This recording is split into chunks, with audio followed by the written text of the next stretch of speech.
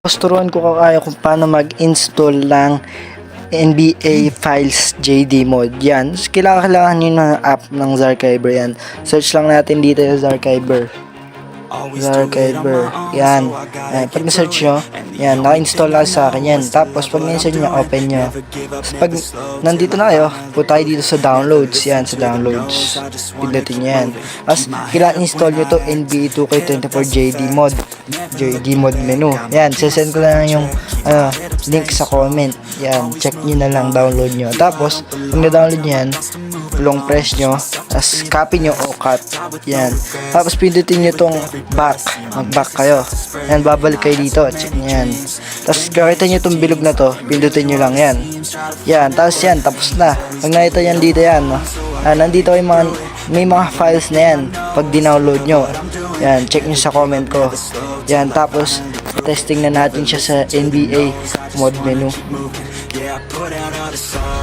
So, ayan mga bossing. Yan. Punta na kayo dito sa JD mod. Yan. Pindutin nyo ito ADR point sa pinakadulo. Yan. Tapos tong script. Tapos refresh yun lang. Yan. Yung nalagay natin files nandito na. So, pakita ko sa inyo kung ano iba dito. Yan. Pwede nyo magamit sa laro. Ito, ankle injury. Yan. Rim shaker. Ankle break. Pindutin nyo na. Tapos execute nyo. Yan. Tapos never miss a shot. Yan. Tapos marami ankle breaker dyan. Tapos meron ditong vertical. So, sobrang taas mga bossing. Tignan nyo. Nasa nyo yun. Ito. Yan. Execute. Pindutin nyo lang yan. Tapos okay na yan. Tingnan nyo. Kahit half court. Pasok na mga bossing. Pang! Kahit anong gawin nyo mga bossing. Di yan. Shot palagi yan. Kahit yan. Bang bang. Tingnan naman yung ibay natin yung court mga boss. Yan. Ibay natin. Yan. Maganda. Yan.